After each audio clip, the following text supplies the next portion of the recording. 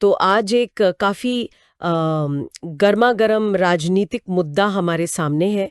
ज्ञानेश कुमार से जुड़ा हालिया विवाद और उनको पद से हटाने की जो मांग बढ़ रही है। हाँ बिल्कुल, हमारे पास ज्ञानेश कुमार, महाभियोग संकट और राजनीतिक घमासान नाम के लेख से कुछ जरूरी अंश हैं। जी, आज हम इन्हीं के आधार पर समझने की कोशिश करेंगे कि ये पूरा मामला क्या है, आरोप क्या है और राजनीतिक गलियारों में क्या चल रहा है। हाँ, देखते हैं इसको।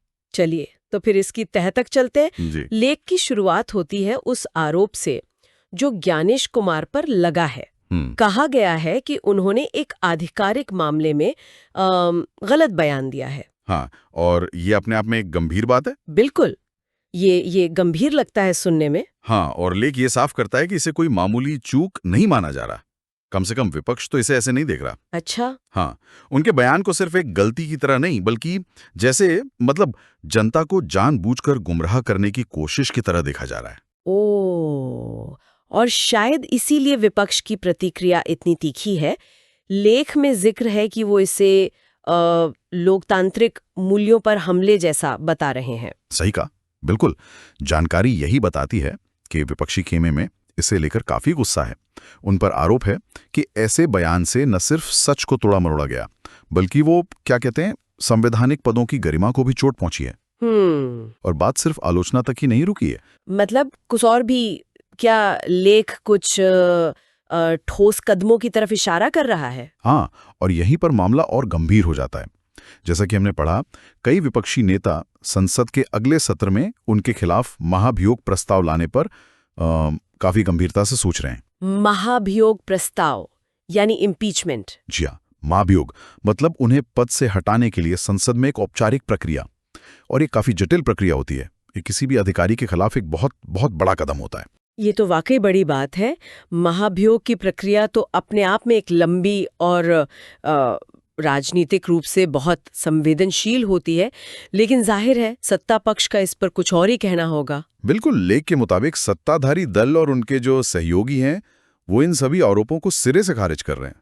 अच्छा। उनका तर्क है कि ये पूरा मामला राजनीति से प्रेरित है, एक कोशिश है ज्ञानेश कुमार की छवि खराब करने की। तो वो कह रहे हैं कि ये पॉलिटिकल मोटिवेटेड है। हाँ बिल्कुल, उनका कहना है कि विपक्ष के पास कोई ठोस मुद्दा नहीं है, तो वो इसे बेवजह तूल दे रहे हैं।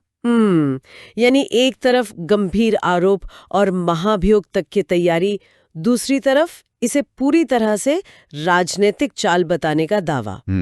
तो लेख क्या कहता है, आगे क्या हो सकता है? रिपोर्ट इशारा करती है कि आने वाले दिनों में, खासकर जब संसद का सत्र शुरू होगा, इस मुद्दे पर जबरदस्त हंगामा होने की आशंका है। अच्छा। विपक्ष इस मामले की विस्तृत जांच की मांग उठाएगा, जोरदार तरीके से, जबकि सत्ता पक्ष इसका बचाव करेगा। तो हमें संसद में काफी तीखी बहस, आरोप प्रत्यारोप, ये सब देखने को मिल सकता है। हाँ, वो तो लगता ही है।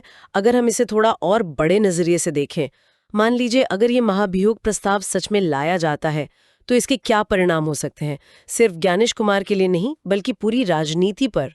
देखो, अगर ऐसा होता है तो ये सिर्फ ज्ञानेश कुमार के भविष्य का सवाल नहीं रहेगा, ये एक बड़ा पॉलिटिकल शक्ति परीक्षण बन जाएगा। सही। इससे न केवल सत्तारूढ़ गठबंधन की एकता, उनके नंबर्स की परीक्षा होगी, बल्कि विपक्षी दलों की एकजुटता और उनकी रणनीति, उसका भी इम्तिहान होगा। और लेख इस बात पर जोर देता है कि ये पूरा मामला सार्वजनिक जीवन में जो ऊंचे पदों पर बैठे लोग हैं, उनकी जवाबदेही, अकाउंटेबिलिटी, उस महत्वपूर्ण सवाल को फिर से सामने लाता है। तो कुल मिलाकर जैसा कि लेख से समझ आ रहा है, स्थिति काफी उलझी हुई है और दो खेमों में बटी हुई है। एक पक्ष जवाबदेही और सच का मुद्दा उठा रहा है, हाँ, तो दूसरा पक्ष इसे राजनीतिक बदले की कार्रवाई कह रहा है। संक्षेप में कहें तो हाँ, बिल्कुल यही तस्वीर उभर रही है। हमारे पास जो जानकारी है वो ज्ञानेश कुमार पर लगे आरोपों, उन आरोपों की गंभीरता जिसके चलते महाभियोग तक की बात हो रही है, और इस पर दो बिल्कुल विपरीत राजनीतिक प्रतिक्रियाओं को उजागर करती है। एक तरफ पद की गरिमा और सच्चाई का सवाल है, तो दूसरी तरफ राजनीतिक मंशा का आरोप। यह निश्चित रूप से एक जटिल स्थिति है जहां जवाबदेही की मांग और राजनीतिक दांवपेच एक दूसरे से उलझते दिख रहे हैं।